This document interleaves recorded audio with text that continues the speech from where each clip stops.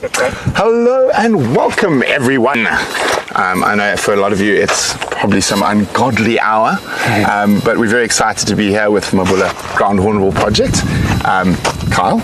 Yeah. Are you ready? Good to be here again. I think it's another world first, another live streaming of ground-hornbill chicks. Well, as far as I know. I don't think anyone else has done it yet. Absolutely. So we've got Janine, Willow, Carol, Wendy, Canadian, Marcy, Deneen. Fantastic. Barbara, Wendy, and a whole bunch more. So this is going to be very, very exciting. So we're just going to run through quickly what we're going to do. So what are we about to do? So we were here, what was it, 40 days ago now? Yeah. We weighed and measured the chick, so we're going to do exactly the same thing today. Obviously the chick's going to be a lot bigger than it was last time, so we're going to... Less alien looking, more hornbill looking. Exactly. It's actually going to have feathers this time, which is a good start. So we're just going to take it out, we're going to do some measurements, weigh it. We're going to take some blood, because you can't sex the birds until they're about 2 years old. Oh wow. And so the only way to do it is with blood, so we're going to take some some sexing from the blood, and then the blood also gets sent for some other things, and that's pretty much the gist of it. Once we've done all that, put the chick back, change the camera over, and our camera trap that we have, check batteries, all that stuff. Perfect. And then that's it. So guys, while we're actually with the hornbill, we're going to be very quiet. Yeah. So we're not going to do any questions and stuff. So just keep all your questions for afterwards. So we're going to go and we're going to film what everyone's doing, but we're going to have to be very quiet for the sensitivity of the chick. Yeah, definitely. So not a lot of movement around. Got to keep quiet. But once you guys are finished with your work, we'll move away, and then you guys will be able to ask everyone questions. Yeah. So I'm excited. So cool. Lead the way. Let's do it.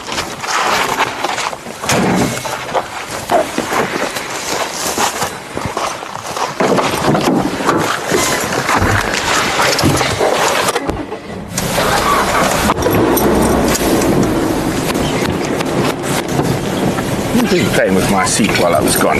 Andrew? The chick's still alive. Okay, so we are in the APNR, which is the Associated Private Nature Reserves. So just because of various different things, we're not going to tell you exactly where we are today. But it is very exciting, very, very, very special to be able to come along to see this really important work. Now, ground hornbills are what we call an indicator species. So an indicator species is something that you associate with a healthy ecosystem, and when things go wrong, they're one of the first animals to sort of disappear. Now, they eat lots of things like rodents and snakes, so if there's bad pesticides being used and all sorts of type of stuff like that, they're one of the first animals to get really badly affected by it. So monitoring ground hornbill populations and health is actually a way of also monitoring the ecosystem as a whole.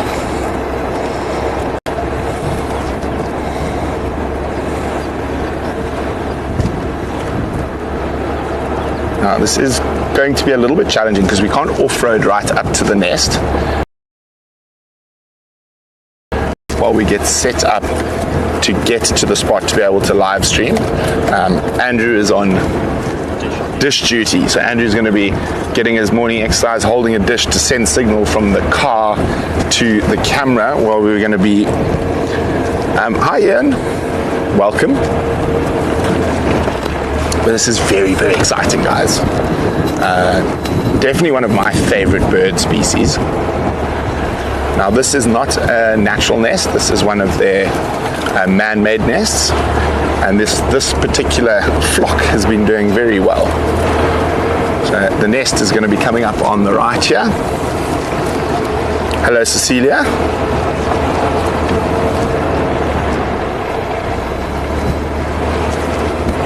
Okay, so we're nearly there. The nest is in the big knobthorn coming up.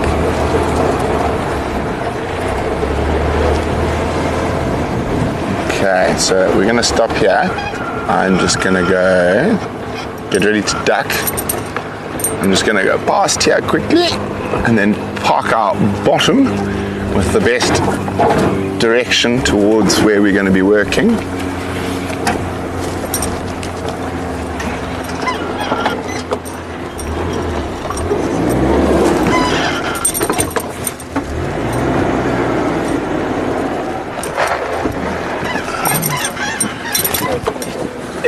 This is as close as we can get, Maddie. Okay, there we go. Okay, from now, we're going to have to be very quiet. Just remember, guys, keep all your questions for a little bit later. That is when we're going to be answering the questions.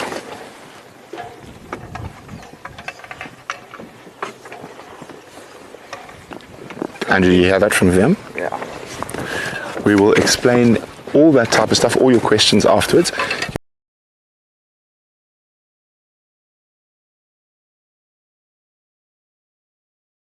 Hello again. There you go. No Canadian, and they actually nest in trees or in hollows in trees, but again, we're going to talk about that all in a little bit. Okay. You guys ready? Do this. Let everyone else go up in front. Thanks.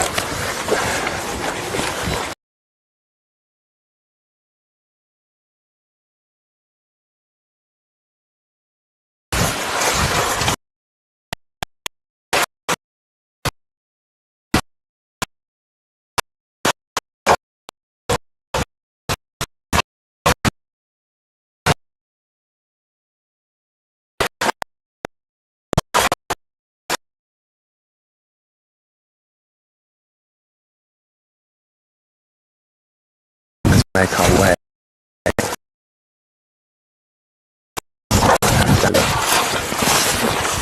Let's go this way, we'll check and then we'll come down.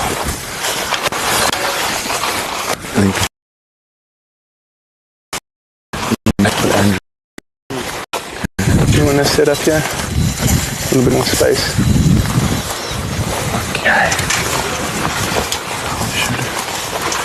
So we're going to work around here. So them how they're looking.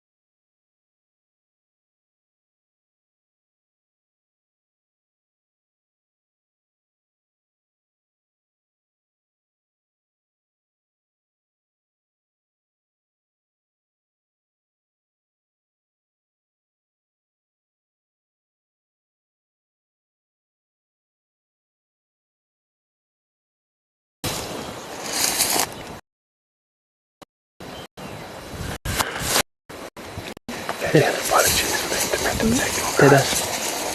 It's just that it might do it on this side because of the way my body has maneuvered.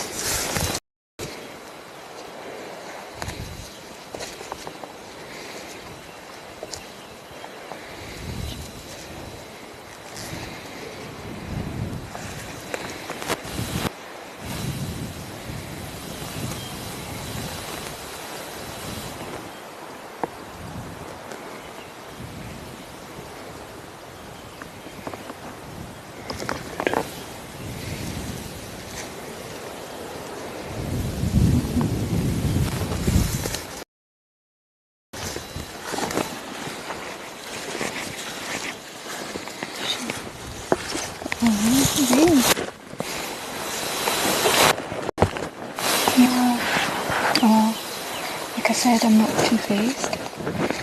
Do you want to try again? There's nothing there. That's alright. I gotta go.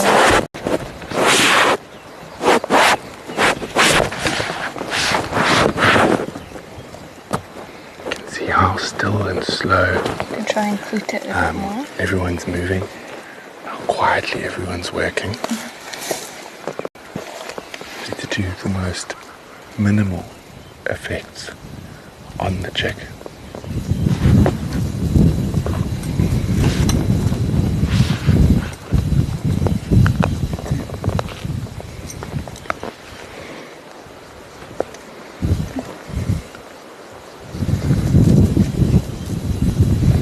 And we do have some other animals who are just as curious about what we're doing. I'll show you just now. There's a giraffe who's watching us very intently. Yeah, maybe on that. It's too dehydrated. You want to call it or try again? No,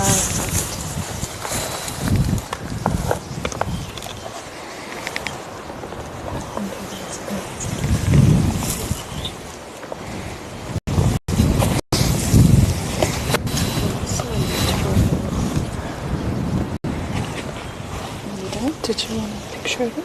yeah. Is there a lid for the needle in the box? Yeah. That's over. Nope. Yes.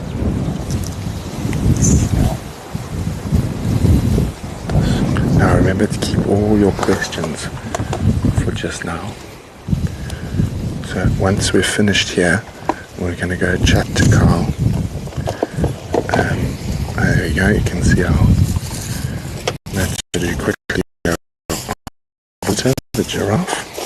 It's very curious to what's going on.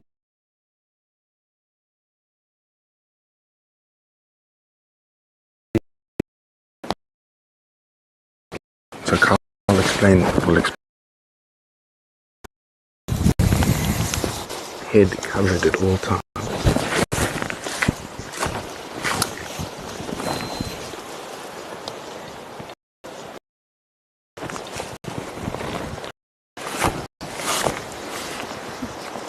It's the same with a lot of animals, and even with people.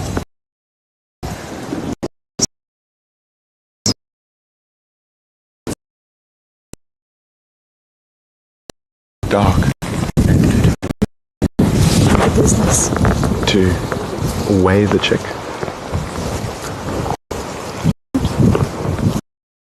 Suggestion.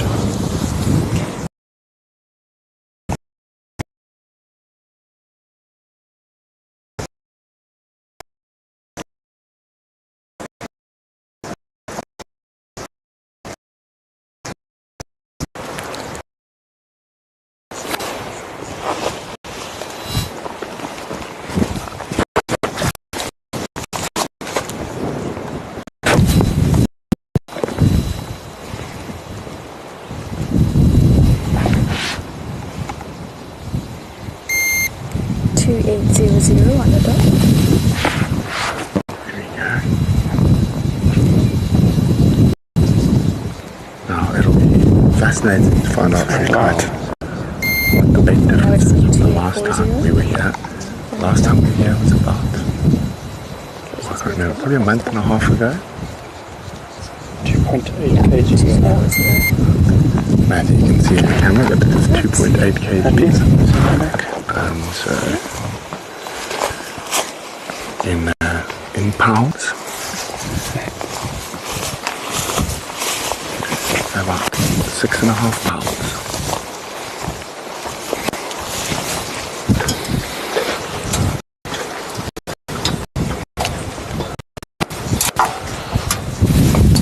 Of course, adults are the bigger bird species we get here.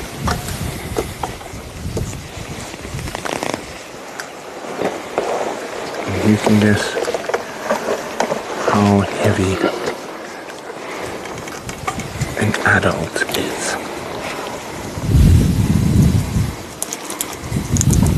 I'll take it in kilograms or pounds.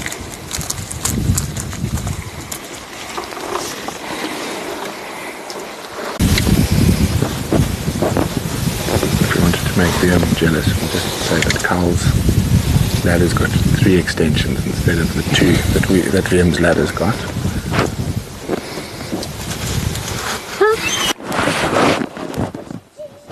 Can you hear it?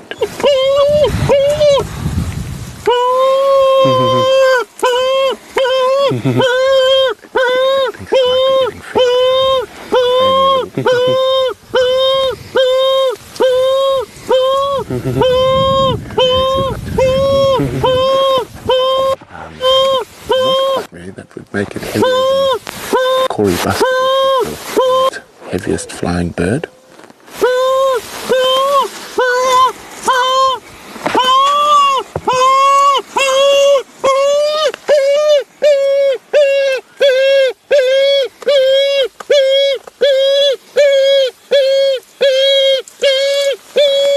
The best way to describe it sounds like a begging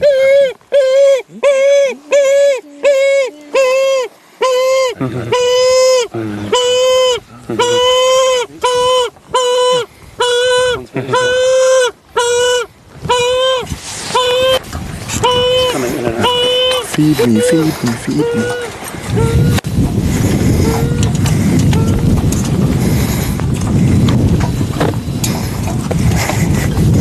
It's quite hungry. Quite often, the last time when we were working here, Mom and Dad, we could hear them calling us just after we left. They came to make sure that everything was okay. I hope everyone's been getting their questions prepared. And we're just going to move away from the next now.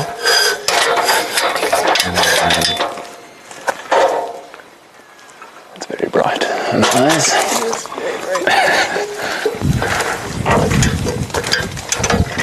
Okay, so what Carl's doing now is there's a camera trap opposite the entrance to the nest. So he's just going to go change the card and the batteries in the camera trap.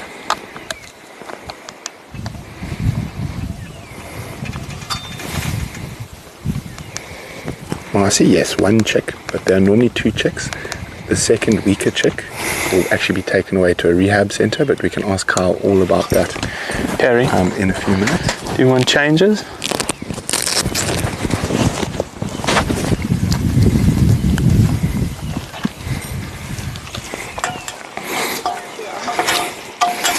That's still fine. Looks like they're just changing the But I'll double check.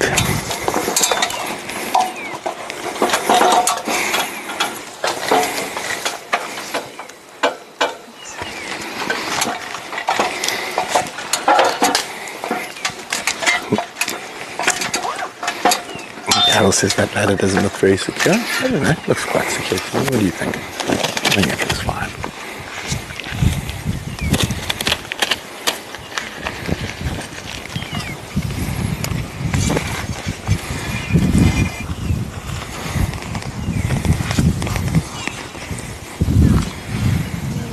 Wendy says, I would not be up that ladder. You know what I say? Can't be scared of heights if you're working with ground hornbills.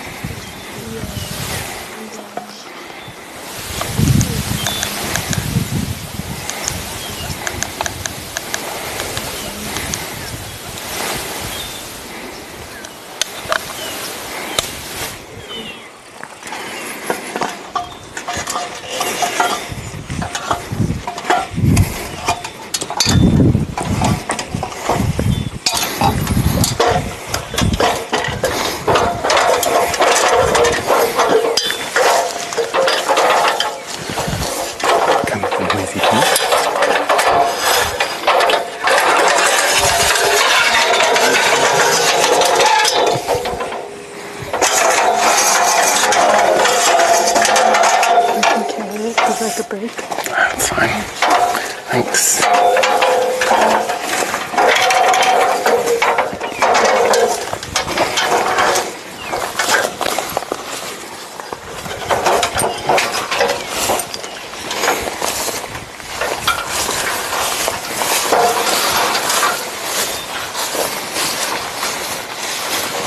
No. It's a success. I'm going to move away from the nest now.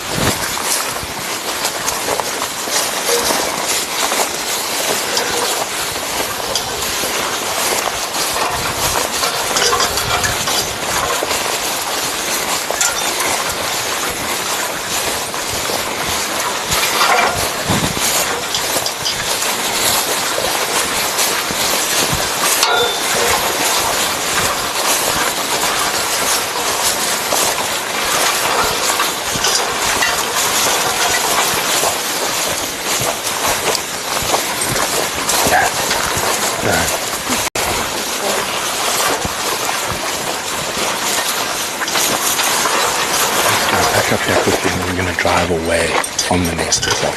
Just in case the adults are around, I'm going to come back. Yeah.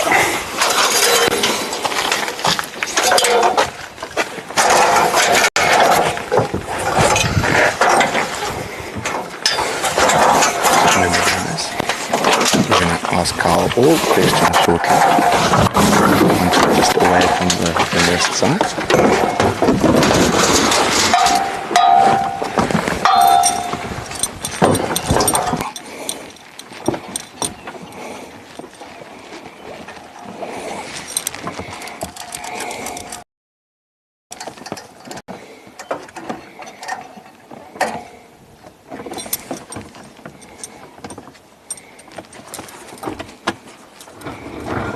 Oh, hello.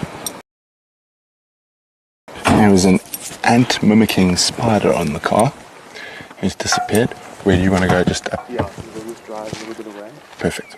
Just a little bit further than this. And then Yeah. Awesome. Lots of questions for you.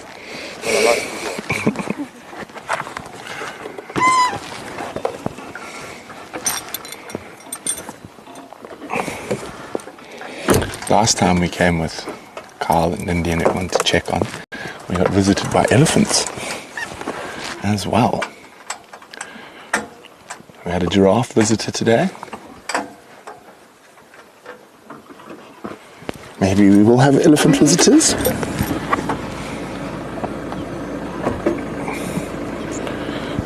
Andrew, how's your arm? So old Andrew's arm getting a bit wobbly. He's being a human tripod. She gives me an idea. Remind me once we... Graham says there mustn't be softies had people carry one for a whole golf day, much heavier ones.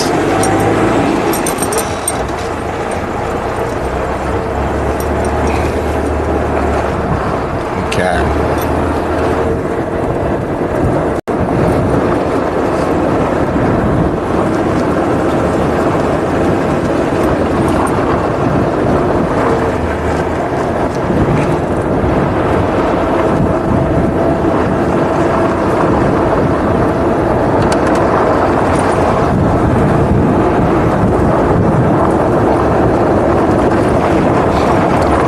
Nice and cool today, which has been good, particularly for working on, as you know, with a lot of the stuff you do, any animals. The cooler it is, the better it is.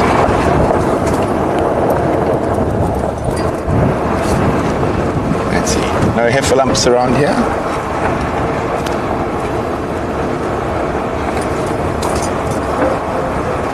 There's a little water hole, if I remember correctly, just up ahead.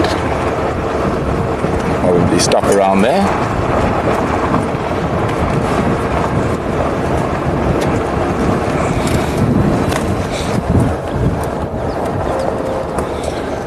Canadian says, great job, cam ops. It was not the easiest one to film because we had to stay a little bit further away just to make sure we got the signal sorted.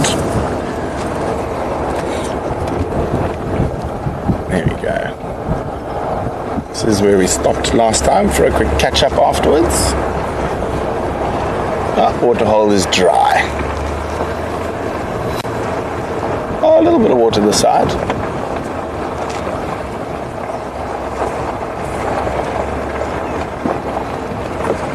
Here we go.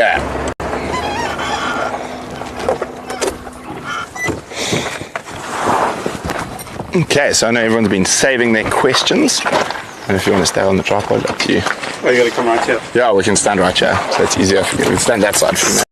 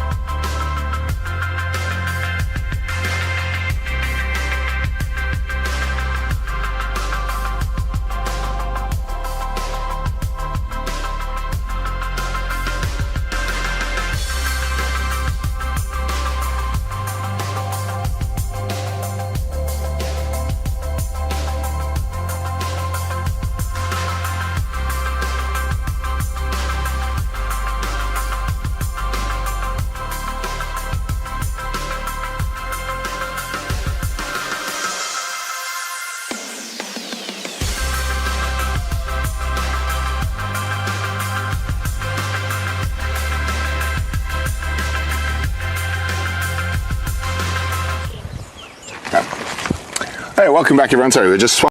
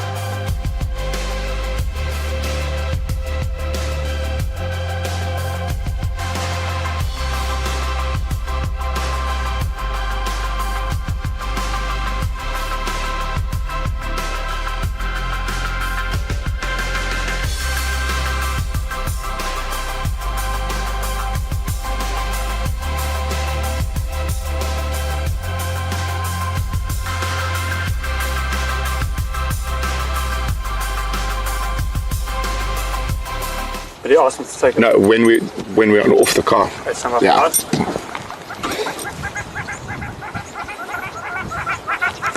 Okay, we're back. Sorry about that. So Round two. round two.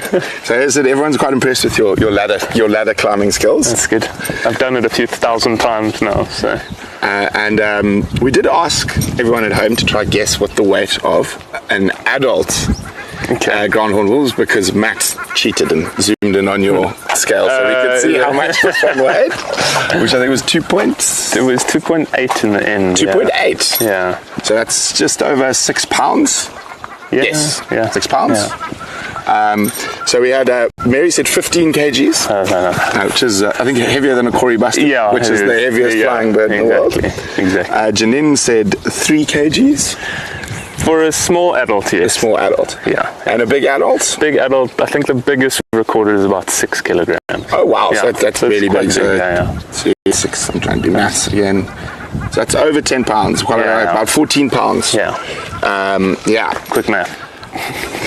I'm good at this, the conversions for the states, miles and pounds and whatnot. But there's so everyone just says that's a massive bird by any standards. It is. Generally between 4 and 6. I mean, the males are a little bit bigger than the females, so they obviously generally are a bit heavier. But 4 to 6 kilograms is kind of stock standard. And then everyone was asking, is there only one chick? Are there 2 chicks? Yeah, so ground hornbills lay 2 eggs always. Well, not always, most of the time. And they hatch about 5 days apart. But in those 5 days, the first hatch chick grows considerably. So by the time the second chick hatches, the size difference is massive. So the first hatch chick will be about this big, second hatch chick will be about this big, and the bigger chick just outcompetes the smaller one, and the smaller one just invariably dies in the wild. No. Always. So it doesn't actually, it's not like birds of prey where the firstborn will actually kill the second one? Yeah, it's not siblicide, it's just outcompeted and the chicks actually starve. Okay. Yeah, most of the time. But then the mother eats them, so just goes straight back into the system.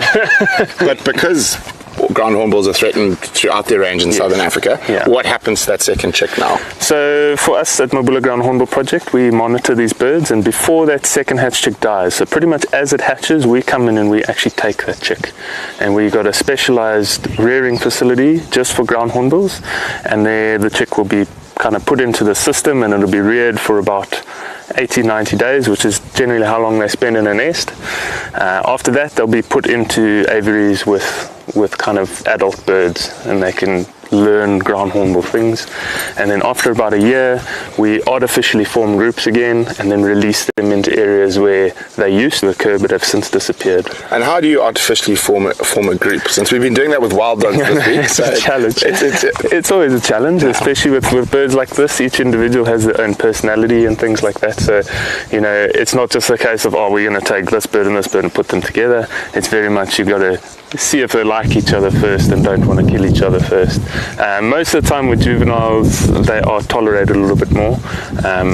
But yeah, it's a bit of a challenge. It's kind of trial and error with that stuff. Eh? And then a lot of people are wondering where's mom and dad or the rest of the flock? Yeah, so I mean, the chick spends obviously all its time in the nest, but them being big birds, they don't come to the nest very often. So 2-3 times a day maximum. And they'll only come for 5-10 minutes at a time. To feed and then? They pretty much feed and then leave. I mean, you can imagine in an area like this where there are quite a lot of predators, they don't want to be spending too much time attracting attention. Exactly, yeah. So they'll just kind of get in there, get out, and then the chick sits there bored the rest of the day. And then whilst I was wondering, how much stress does doing something like that actually put on the bird? Look, it is stressful, and we follow strict protocols to minimize the stress. I don't know if you could hear with the audio that I've vocalized to the bird. Yes. That calms them down a lot. I don't know if you heard the bird when I put it back in the nest.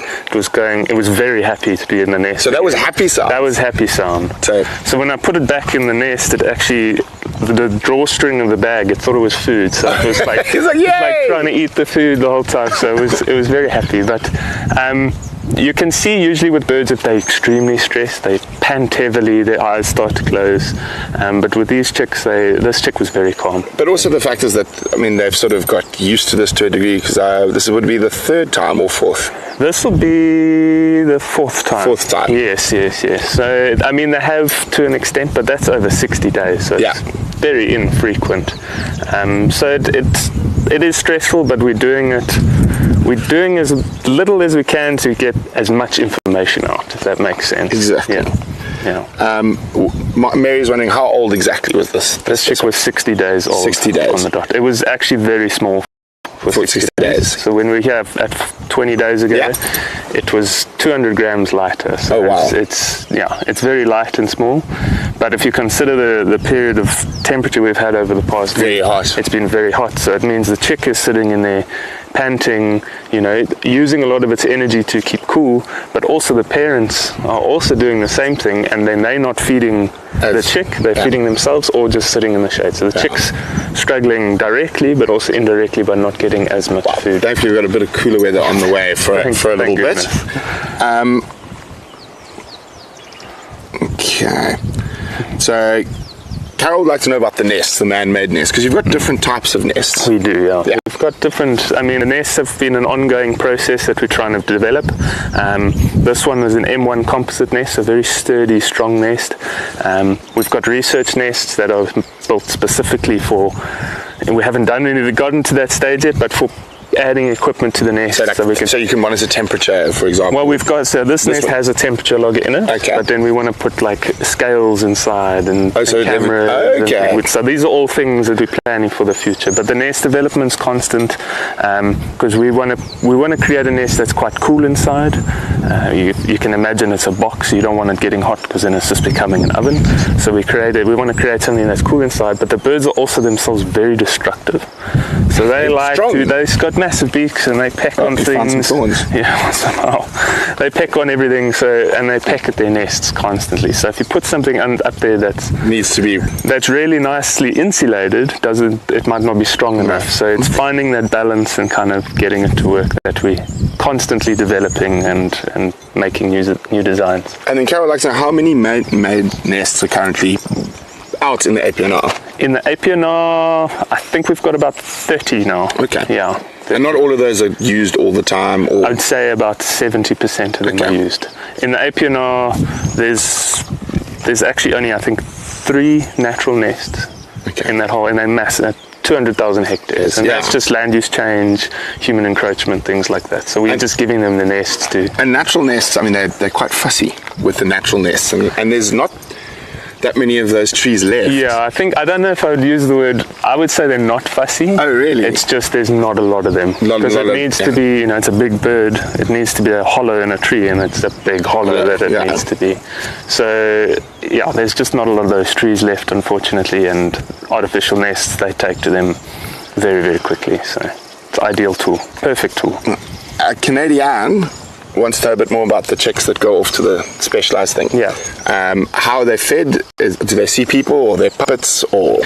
So at this point, they kind of fed. I mean, when they're really young, they are born altricial, or they hatch altricial, so they're blind and things. So it's just hand. It's minimised to a maximum. So there's only one or two people that the chick will actually see, and then once it's in the aviary, everything's done to minimise kind of human impact. Yeah, exactly. So even at the end of the day, we want the birds to actually not like humans. Yes, as much as you like, oh, what a cool bird, you want it to be like, no, a bit scared, fly away. Exactly. Don't run up, otherwise you might end up in a pot. Exactly.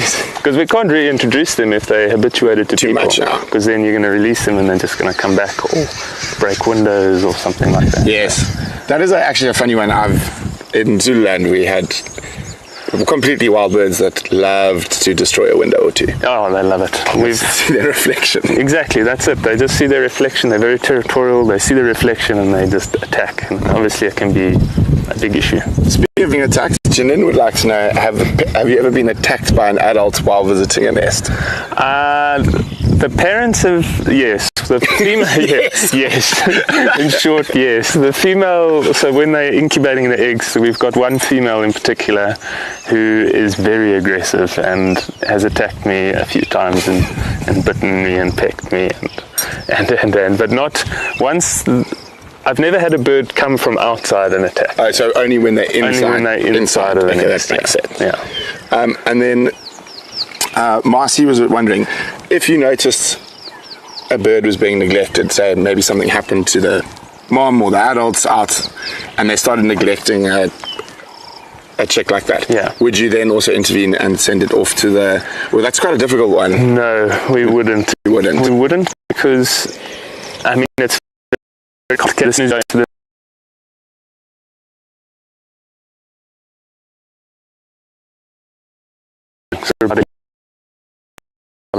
So that's this neglect, for example. They'll be neglected and then they get forced. Just it's natural dispersal. So the males tend to stay with the family groups. And the males will stay. Records of birds staying with parents.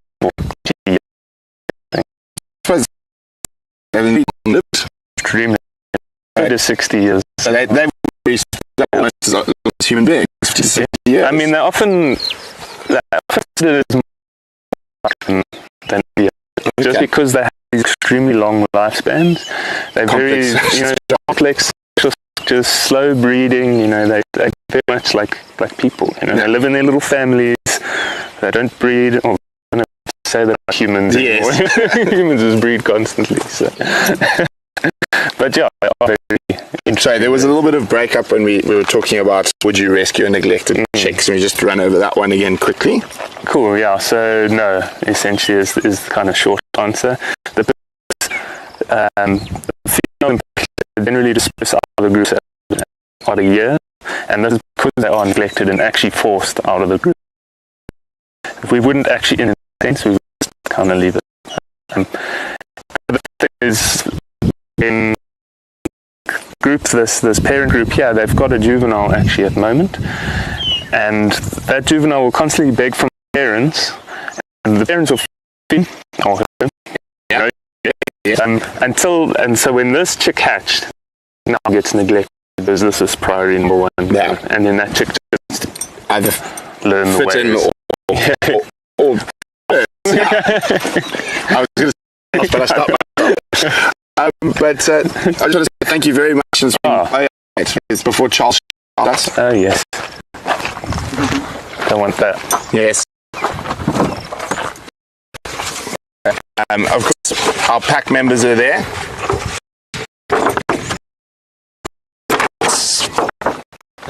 Smile with Charles's check, as I like to call it. There you go. Yeah. So, of course, and we're going to definitely help you out again this year. And I know VM will be very excited about trying to find a ground-horn-proof camera. Yes. I think that'll be quite the thing.